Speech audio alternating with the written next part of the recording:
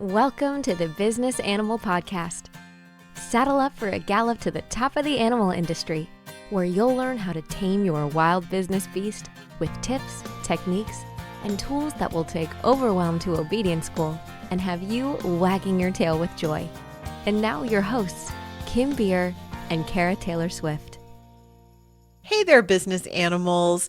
Kara and I have an amazing treat for you today on today's episode of The Business Animal. We are bringing you an interview with one of our mentors and the founder of the Equine Photographers Network, Corrine Shippers. Now, both Kara and I are professional equine photographers, and we're both members of Corrine's organization. But Corrine has been an industry leader in equine photography and an innovator in this industry for many, many years. And she has a lot of wisdom to share around equine photography and also around entrepreneurship that's going to apply to you whether you have an equine photography business or whether you have a pet sitting business or you're an agribusiness. She has a lot to share around the positivity of being an entrepreneur and how to face some of the challenges that you may come up against. As you're listening to the episode, Kara and I would love for you to listen for our big three takeaways from this episode. And those are having an abundance mindset makes everything better. Corrine is a master at this. She is very giving of her knowledge and of her time. And she also wants to create a world where people collaborate versus compete, which I think is an amazing and important piece in everything that we do. Number two in the big three is being part of a community will raise everyone's level of success.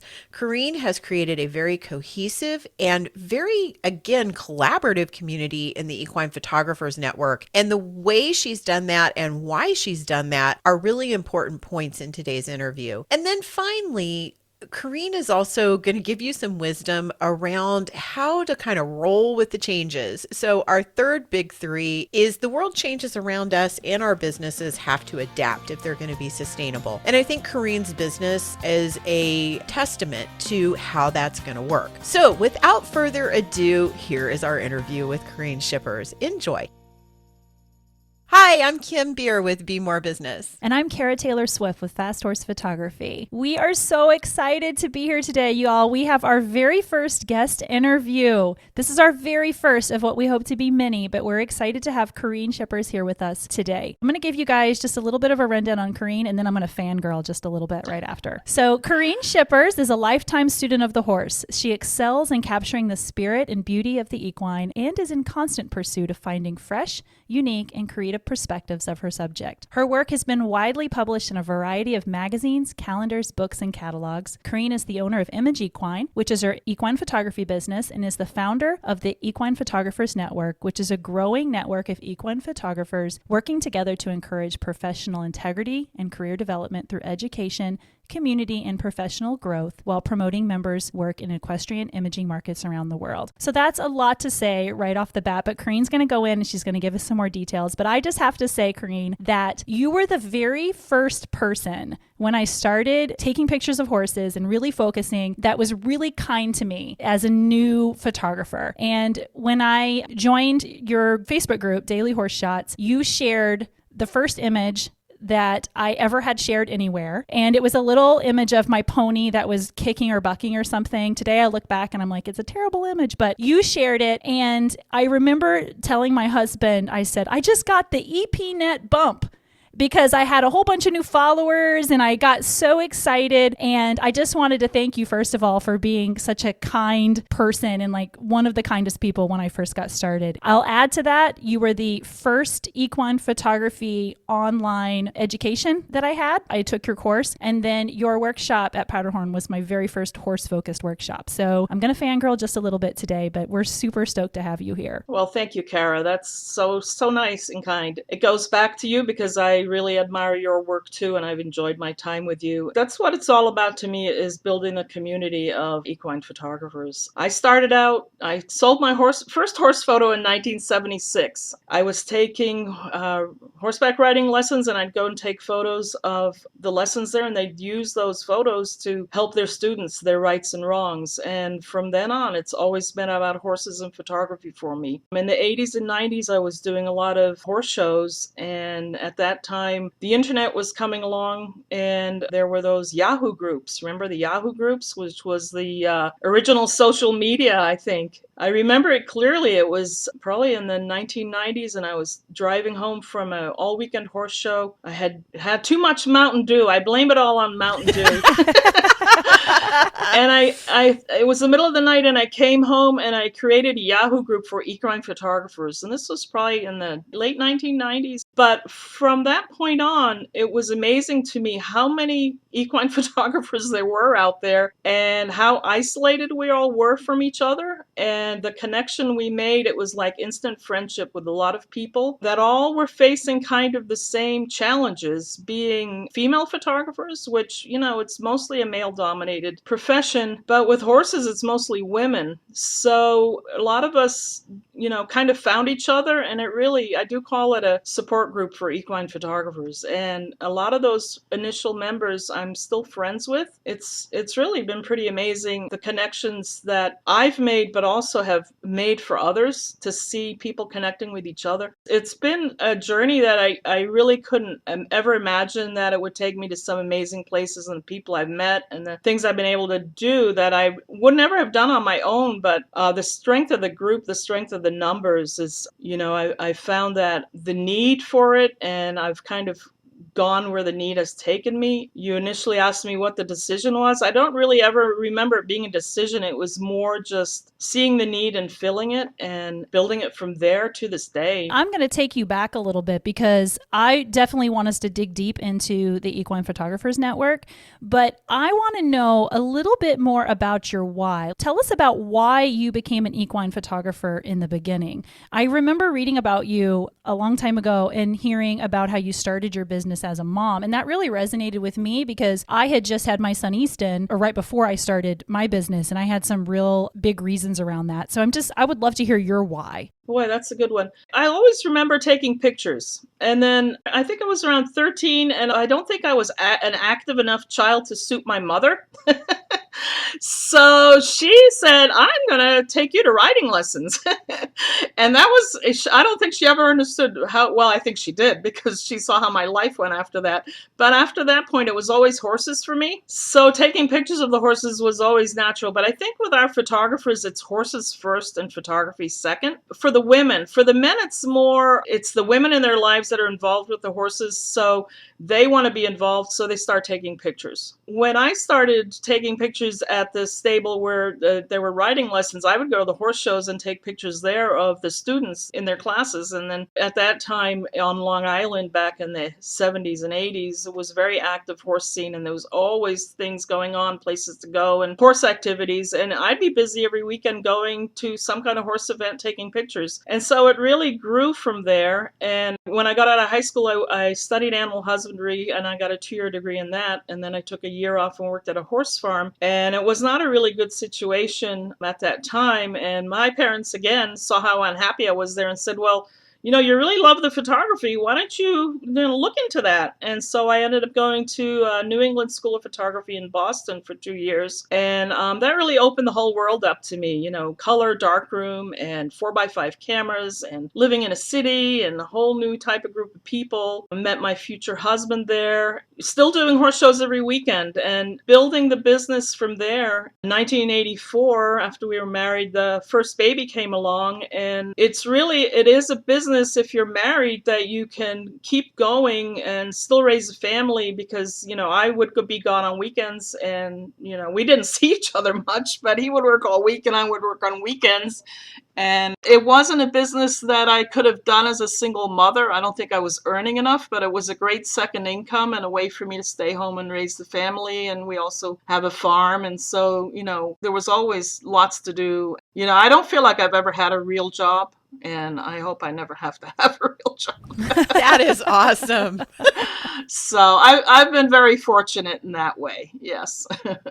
And having family support is huge. I think there's a lot of small animal-based business owners out there right now that, say to themselves, I left maybe a corporate business to go to work for myself so that I would have, free time and make my own schedule. And I think the reality that most people see is that running your own business is more than a full-time job a lot of times. But, granted, there is flexibility, and as a mom myself, being able to kind of set that schedule is huge. So I can relate to that. And I think there's a lot of people out there that can relate to that as well. And I think when you work for yourself, you're willing to do with a lot less too. You realize how little you really do need. I think it's a matter of priorities. And, as I said, I've been really fortunate. Yeah, the entrepreneur is willing usually to give up an 8-hour job to work 12 to 20, but you also get that benefit of being able to guide your life. And you said, you can get by on so little, but you also learn to appreciate how much you actually have. And I think for me, that's been a big aspect of owning my own business, is that I really get to appreciate everything in my day. And I know you live in the country on a farm and you have goats and horses outside your door, and having a corporate job, it's not as easy to interact with the animals and wildlife and everything that you have in your world. So in the progression of your business, Corrine, you moved from being a photographer that's working on weekends, and you gave us a little bit of insight into kind of how EPNet got started. And I do believe, if I go back and look, I was a member of the Yahoo group a very long time ago. I've met you. You were also my first organization as a photographer that I joined. And I don't think I really considered myself necessarily a professional photographer until I joined Equine Photographers Network. So when you made that decision, did you first see EPNet as a business, or was it just a way that you could connect with other people in the industry? Well, I think I saw a need at that time. There was no website of any type that was just for equine photographers. And I also was getting a lot of calls at that time for jobs that I couldn't do. And the question would always be, well, can you recommend another photographer? And I could never think of anybody. But I did have this group. So I said, well, we need to build some kind of a place where image buyers or show managers or event organizers can go and find a photographer in their area. And it really was that simple. I wanted a directory type site that people could go to and find a photographer in their area to provide services for whatever around the world, basically. And I think when we originally built the site, I think we had 79 members at that time, which was pretty good. And those all came from that Yahoo group, because it was created from the discussions that we had in the Yahoo group. Was, would there be an interest in you guys having a directory-based site where somebody could go and find you? And so I went where the need was. And I think this, as a business owner, you go where the need is. You see a need and you try to fill it. And if I can't fill it, I want to give you a name of somebody who can. The original site was 3 iterations ago. So now we just launched, now 20 years later, we've launched a brand new website, which I'm very excited about. And this website now has about 270 members. So we've grown. We don't have as many as we used to because, things have changed. Photography's changed. The economy's changed. The world has changed. But we're still here, and we're definitely in it for the long haul. The website itself has developed from being the directory site to also having portfolios for our members, and having 2 membership levels so that we can welcome anybody that's interested in equine photography, whether you're just starting out and want to learn more about your equipment and never plan to go pro, to pros that have been in business for decades, such as myself. I definitely, when I was first starting in the equine photography business, when I found the website, I felt like I found a resource. I spent a lot of time on there studying the work of others, learning about some of the other photographers that were out there. I attended courses. You had, at the time, I don't know if the new site still has, the archives where you can go through and read past questions that people had. So I definitely considered it a resource when I was first starting in the business. Yeah, well, when we created it, everybody was going from film to digital. And that was a big change in the whole photography world. And a lot of us were confused about our gear. And a lot of us want to have the fancy cameras but don't know how to work them all that well. So a lot of what we provide is a community that will help you. If you post a question, we have some members that are really generous with their time that will help you answer your questions, no matter how dumb you may think they are. Somebody else is probably reading that exact same question saying, oh yeah, I was curious about that too. And I think that's really important to me, is to build a community that is generous and willing to share. Because I know there are some photographers out there that are not welcoming to young pros. and I've heard a lot of bad experiences from starting out pros that have been treated really badly by older pros. And I don't like to hear that. For me, it's kind of just paying it all forward, and it comes back in so many different ways that you don't even imagine. I think that you're segueing really nicely into another piece that we wanted to talk to you about. And that's that, the Equine Photographers Network has certainly done a great job of taking a group of diverse people, who really may view each other as competition and turned it into an us for the most part, and into helpful friends, and people that I have made friends through this industry that I hope to be lifelong friends. And as active members of the Equine Photographers Network, we really attribute this to your abundance mindset and your encouragement to lift people up. What are your thoughts around that idea of competition versus collaboration? Well, yeah, you just nailed that, because you can either have an abundance mindset or a scarcity mindset. And I choose to go with the abundance. And I literally made that conscious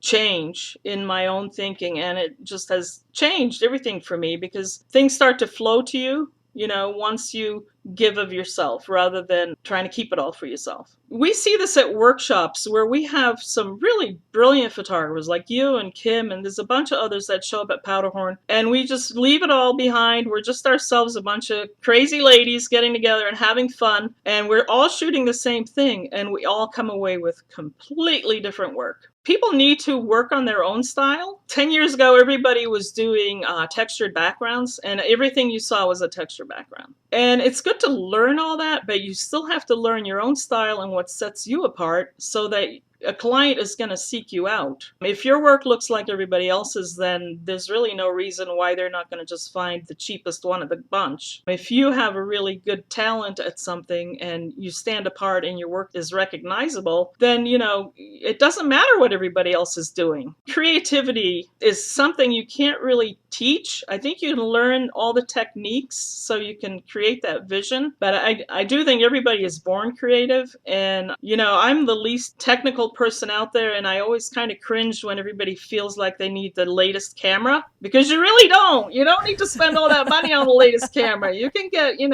a 10-year-old camera, and if you're creative and you have the vision, you can still make that image happen, right? I think that takes us to our next question about technology. Kim, did you want to give her that one? Yeah, let me talk about that. So, yeah, Corrine, both Kara and I feel like you're very much an innovator in equine photography and the industry itself. You have really gracefully handled changing technology. Sometimes we've had to drag you kicking and screaming into it a little bit, but it's always been graceful kicking and screaming. In the photography profession. So do you have any thoughts you'd like to share with business owners? Because honestly, no matter what industry you're in, whether it's photography, whether it's walking dogs, even groomers, I don't care where you are, even in businesses that aren't in the pet-based industry, we all have to deal with changing and shifting technology. There's always something new to learn on Facebook. There's new methods coming down, new things becoming available. And it just as the photography industry got hit really hard when we switched from film to digital, and we all had to learn a new way of doing things. How did you keep your positive mindset during that, and how do you handle that so gracefully? Well, it all comes down to surrounding yourself with people who can balance you out. I know what my weaknesses are. Like, I will not do a background replacement because I just end up wanting to throw my computer out the window, So I have friends like you and Patty Hosmer, and, I've had a bunch of people help me when I put the call out, and this is what happens on EPNet. Can someone help me with this? And I always get a response, and they do a wonderful job, and I might pay them a little money or whatever. I've just saved myself a bunch of time and headache, and everybody's happy. So, I say work to your strengths. Like, I won't print either. I send all my work out to be printed. It used to be where you could go, shoot your show on film and drop off your film at the drugstore or whatever and wait a day or two and get it all back and then have to sort through the negatives. Now we all sit around our computers and we do everything from beginning to end. So it's good to have resources that you can go to help you when there's things that you can't do well. There's no rule anywhere that says you have to do it all, right? If you have a huge group of other talented photographers, then reach out and say, I need help with this, and you'll be surprised because someday you might be able to do the same for them. And that's part of being part of the community. Every small business owner wants to gain traction in their marketing. After 3 decades of working with small business owners just like you, I have developed what I call my 4x4 marketing method. In just one 90-minute session, you'll discover the 4 major focus areas of a successful marketing plan, and together we'll uncover where your business is getting stuck. You'll leave the session with an action plan of next steps that engage your revenue engine. Drop by bemorebusiness.com to request your session today. That's BEMORE business.com. See you there. I think that for all of us that come to events or participate in the social media, what I think we love most of all is the fact that we all can collaborate and become friends. I mean, I know for me, I've formed lifelong friendships from the community that you started and created. And one of my favorite things of any year is sitting around the big table at Powderhorn with all the other photographers and talking and learning about what they're doing and watching them edit. Yeah. And for me, answering questions, I love technology. It is a deep part of my passion in life. Give me a gadget and a button to push and I'm happy. And I love helping other people push those buttons as well. So it gives me the opportunity to be there. And I always learn things because other people come up with challenges that I would have never thought of. And then it gives me an opportunity to solve that. And the laughter, oh my word, the laughter. There are times that we laugh so hard and it's just so much fun. And it's just such a joyful experience. Well, creativity should be joyful, right? Yeah, it should. If it's upsetting or it makes us sad or angry, then something's not right. I think that a lot of us are kind of, especially when we're starting out, we're insecure and we're comparing ourselves to others and we second guess ourselves and we get discouraged. And I see this with a lot of our younger members. I literally take the time every day to leave kind comments on photos that I like, and I only do with photos that I like. If they don't do it for me, I'll pass on by, and I try to keep everything positive because, the talent we have is amazing, and we don't know what anybody else is going through. If it's no longer joyful to us, we shouldn't be doing it anymore. So that's huge. I mean, and like I said, when I started in this business 6 years ago, and you were one of the very first people that did that. You took your time and you commented on something of mine and you were probably one of the first non-family members, if that makes sense, to not be like, cheering for me in the background, but to have someone of your caliber that I considered, an icon in the industry and someone that just to get to sit at a table next to you was an honor. To leave a comment on one of my images or to send me a DM or something. I mean, it was the biggest deal ever. So keep doing that because it does make a difference. People seem to think they can only create images with fancy cameras. I see some amazing work being taken by just cell phones. So, we can create with Pinhole Box if we wanted to, if we were driven enough. So we need to encourage people as much as possible. Images make the world a better place, and horses have some incredible power to people that don't see horses. All they see is those photos, and I hear that a lot. And I think I also don't hear it from a lot of people that have really been influenced by just the community aspect of what we do online, getting that positive feedback. It can really change somebody's day or somebody's life. When I'm feeling down, it makes me feel better to go and leave positive feedback on somebody else's work. That's an amazing way to look at it. Do we want to, Kim, spin this back to the Equine Photographers Network now? I do. And I want to talk to you, Corrine. You just went through about a 1.5 to 2 year process of birthing an entire new website. And I know that there were lots of morning sickness, pregnancy pain, and giving birth to this thing was a deal. It's an unruly child. Yes, it is. And now you have a toddler that you have to deal with. I love how you call us herding cats because we are a little like herding cats, your membership. Yeah, and sometimes I get a little annoyed with you all. But one point I did want to make before we move on to EPNet is the fact that we are mainly women. I'd say we're probably a good 85-90% our members are all female, which is just, I think, reflects, the horse industry is mostly female. But we also learn differently and we communicate differently. And I think when we started doing our online courses, we were very lucky to get Sharon Shepard to work with us on the Photoshop courses. And the fact that she's a woman and people seem to really understand her teaching style is huge to me, because my husband and I have this discussion all the time. Sometimes I feel like I'm talking to someone on a different planet with him. Like, there's certain things that we try to do and we just can't communicate, and we get along fine, but there's certain things that he tries to explain it and I'm like, I'm not getting it. I'm sorry. It is definitely a male-female thing. So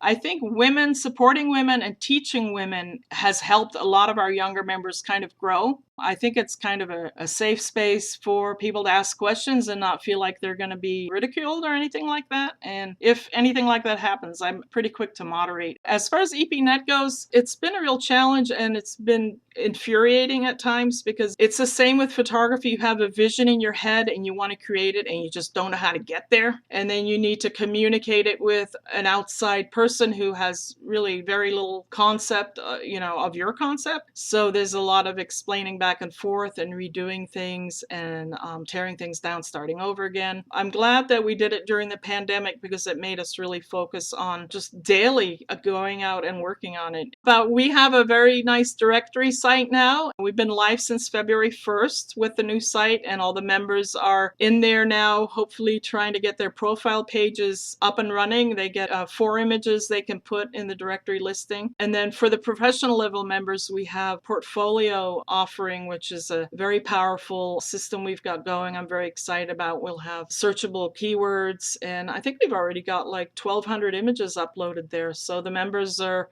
uploading photos, and it's very exciting to see what people are uploading. We have members from around the world. We've got members in all over the US and Canada, but also all over Europe. I think we've got one in Russia. We've got some in Australia. They're from all over the world. We welcome everybody. I'm excited for the future. I think this website's going to be a little more user-friendly than the old one. It's definitely a sleek new model. Why don't you break down for us the website real quick, and just in terms of, as a photographer, this is what your experience can be. And then if you're someone that's in an animal-based business seeking imagery, why don't you kind of just real quick give us a rundown of what that can look like for both, so that our listeners who've maybe never heard of the Equine Photographers Network can kind of know what we're talking about in terms of that. Yeah, the site itself is equinephotographers.org. We're basically a directory-based site where we can go and find a photographer. So if you're a photographer, you're welcome to join us. We have 3 levels of membership. There's the basic level, the general level, and the professional level. If you want to just check us out, you can register for a 3-month free trial as a basic member, and that allows you into our Facebook community, and you also get some promotion there. You do not get a directory listing. That's for general and professional members. The general members get a directory listing and their profile page. The professional members get their directory listing and the portfolio option. And there's lots of other benefits too, which you can go to the join page and read all about that. If you're an image buyer, or you're looking for a photographer, or you just love looking at photos, you can come visit us. And there's all sorts of resources and articles you can read there. If you're looking for a photographer, there's an image or photographer request form. So you can put out a call that goes to our members with your information. And you can also search the portfolios if you're looking for a specific kind of image. Well, I want to point out, from a membership standpoint, EPNet is invaluable. It's invaluable to me. It's invaluable, I know, to your other members as well. Some of the benefits that you have on your join page are amazing. You get discounts on EPNet events and courses at certain levels of membership. Corrine has gone out and found other businesses and connected things to support us in this. If you go to some of the EPNet events like the Horse Drive, I know you do a workshop around the Great American Horse Drive in Colorado, which I know sadly is canceled this year, but hopefully it'll be back next year. And you'll get goodies at that. I love the swag bags when I go to that as well. There's promotional stuff to help you. There's access to the community, which I know we've talked a lot about and is probably the most valuable piece of this. And there's just so much here that you can take advantage of and have a connection to build your business, to build build your network, to build your own community. And the cost of membership is not expensive at all. Starts out at $35 a year for the basic and then goes up from there. So it's very, very affordable. Even at the professional level, it's extremely affordable for especially for what you get out of it. The thing that I love about the new site, Corrine, is for people coming and looking for a photographer, you have so many wonderful choices and there's so much talent on that directory page. And you've made it easy for people to see images and connect with those photographers. And then the portfolio images, you can search by keyword. So if you're looking for a specific image, you can go in there and search by keyword so you can find that image and find out what photographer took it. And if it's not quite the right fit, then you have that photographer's contact information as an image buyer to be able to get with them and negotiate. So you've created this wonderful space for people who want to buy images, for photographers that want to promote, and connecting us together. And then also for horse lovers who want to come and just enjoy the beautiful images. There's a lot of opportunity. Yeah, and we do have quite a number of members who are not pro and will never be pro, but still enjoy photography so much, and talking to pros and getting tips on taking better pictures and joining us at workshops. That's what makes the community so vibrant, is the diversity of our members. How fun is it to see photos from Australia or Iceland or Russia? 20 years ago, we couldn't have dreamed of that. Yeah. And, it's so inspiring to see what everybody else is doing and gives us ideas and, makes me want to go out and shoot. And every so often we do the challenges or the shoots, or like the solstice project we have every year. I just love to see what everybody's doing on a certain day. Even if your horse is standing out in the rain, it's not always pretty horse pictures, So I always get that comment, well, it's raining today, I can't take pictures. Of course you can take pictures. Your camera works in the rain. Just put a plastic bag on and go and shoot. I've got my best pictures in the rain. What are you talking about? You don't have to have sun to take good pictures. You're crazy. Yeah, exactly. And I also noticed that one other thing that I know EPNet actively promotes is photographers working with rescues and horses in need projects. And I think that's a really important piece of what you do to give back, and then also to encourage all of the rest of us to give back to these animals that, as you mentioned earlier, they're magic. They change people's lives just by seeing a photo of them. So having that connection. Yeah, and some people think that photography is all about pretty horse photos, and then they get upset when they see something that might offend them for some reason, if a horse might be a little thin or they're not using the right kind of bit. And that's not photography to me. Photography to me is evoking an emotion. It's not always a positive emotion. Sometimes, the most memorable images we see are the ones that break our heart, right? So if there's a photo of a half-starved horse, there's no words in the world that are going to help somebody understand that. It's only going to take one image for people to feel something and maybe send some money to support a rescue. If enough people send $5, that could save the life of a horse. So just, that's some real tangible results that we can see through our work. I have a number of rescue-related causes that I work with every year, and there's one locally here that I go to 2 or 3 times a year, and I help them with their calendar. And, I don't get paid, but what I do is I have a fine art site. You can sell prints through there. So I upload their photos there, and then I use that as a fundraiser. I'm able to send back a portion of all profits to them. And, I've written them some pretty nice checks. So, that works really well for the rescue. And then the rescue has images that really draw attention. There's a big number of us, too, that are generating our incomes based on this animal. So it's really nice to have an opportunity to give back in some way. We have a lot of power that way as far as raising awareness, but we also have to be very careful with it because we don't want people to turn away. I have images that I've never posted anywhere because I know that they're too sensitive. I've taken photos of myself that at the time I didn't feel anything, but I go back later and look at them, and I myself have an emotional response to my own photos, which I didn't feel at the time. So, it reminds me that those images are very powerful. We kind of have to be careful about how we do present them, but I don't think we should hide all the bad stuff from the world either. I think we all need to give that thought. I think you can still illustrate something without being too graphic. You bring up a really important point. A couple weeks ago, we talked about, marketing images, for example, on the podcast. You wrote about imagery and how when you take a picture, you have an image that a lot of times people will forget what was written, but they will remember the image for so much longer. And it really resonated with me. And especially when you're talking about this subject with the rescue and giving back and whatnot. When I was, redoing my homework the other day, I remember reading that and it really stuck with me and made me think about that episode we just talked about, Kim, where we were talking about marketing images and how a lot of times those images are your first impression for your business. It's our job to tell the story and to tell it from our point of view so other people can attach to that. Your equine-based business has unique needs. It's your job to tell the story of your horse brand. You know what you want to say, but creating or finding powerful storytelling images that grab the attention of your ideal client can be a challenge, especially when you're busy running your business. That's why equine industry business leaders turn to Fast Horse Photography and a library featuring thousands of searchable images available for businesses just like yours. And guess what? 100% of those images are horse related. Now, finding the right horse images for your website, social media, and all your other needs is easier than ever. Find the perfect images for your equine business right now at fasthorsephotography.com. That's fasthorsephotography.com.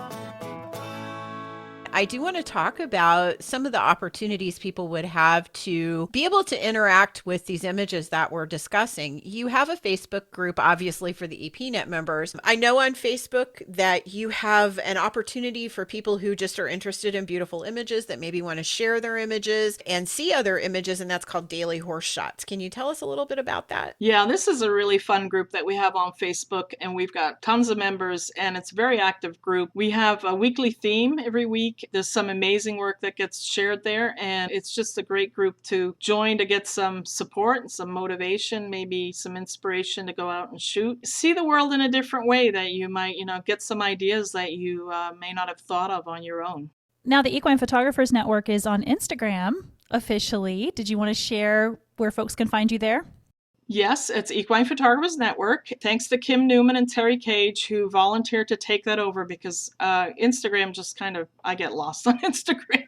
I'm there and I enjoy it for my personal, I kind of use it as a journal, for my phone photos. I just post my phone photos on there and I like to snap things when I'm traveling or my donkeys or, my garden or whatever. And then I go look at everybody else's work. But yeah, Instagram, we're growing really quickly there and we feature a member every day. It's looking really good. I think that came along about the same time as the new site. So we've only been about a month and we're over 1,000 people already. So that's looking really good. And I'm really appreciative that we have members that were volunteered to step up for them. That's awesome.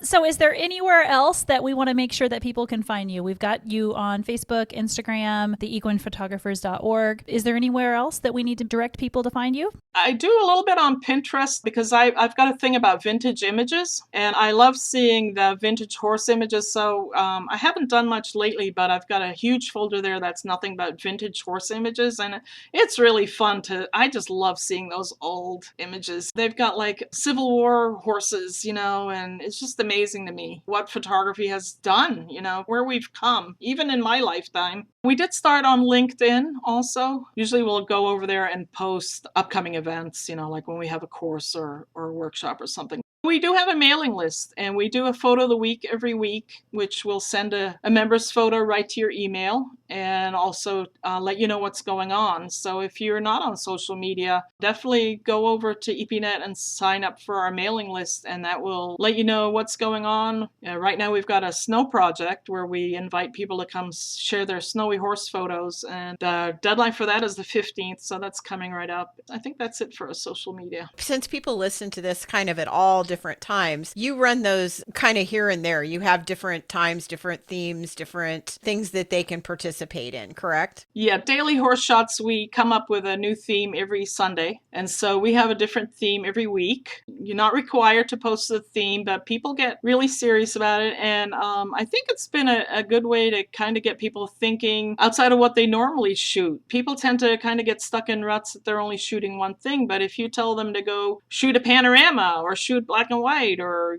shoot a detail, then all of a sudden they kind of see a different way in their photography. So that's kind of fun to see people growing that way and being a little more experimental with their work. So, Corrine, I know that there's opportunities for learning. So you have educational opportunities and retreats and photography workshops. And obviously, we want people to come to the equinephotographers.org and find out about those opportunities. But is there any of those upcoming classes or workshops and retreats that you would like to tell people about? We do have Terry Cage that has a couple of courses that are available on demand. One is a Black background course, and the other one is all about social media. And those are on demand, so you can sign up for those anytime, and then you get added to a Facebook group where she has all sorts of different videos. And she's also planning on doing her Horses and Humans course again sometime in the near future, I believe. And then we have Powderhorn coming up we're going to do it 2 times this year because we didn't get to do it at all last year, August and October, but those are both full with waiting lists. And Powderhorn, for those of you who we've mentioned that a couple of times, this is a retreat for women. It is in Wyoming, in Douglas, Wyoming, and it's on a beautiful ranch called the Powderhorn Ranch. And we gather and do photo shoots and do setups with models and horses. And it's real working life Western photography, and it's a blast. We have a really good time, and we do plan on being back there again in future years. So if it's something that would be appealing to you, go check out the website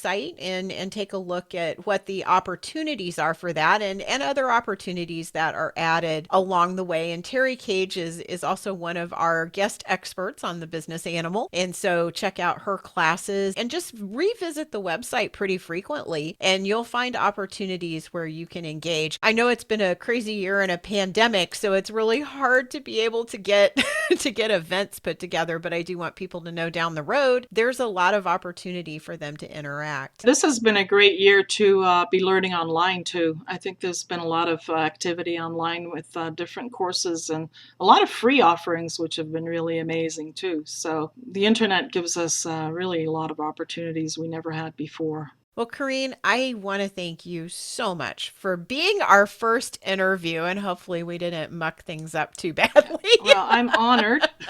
Just make sure you had hit that record button before we started. I did. Well, I can't wait to see both of you in Wyoming. I know, coming up in August. We're ready to see you too. It's going to be a lot of fun to get back together again and have some new normal with everybody. So thanks a lot, Corrine, for hopping on with us today. You're welcome. Thanks for listening to this episode of The Business Animal. Be sure to subscribe so you never miss an episode. And if you learned something today, leave us a review. To learn more, find us at thebusinessanimal.com. We'd love to hear from you. Until next time, keep your business well trained with The Business Animal.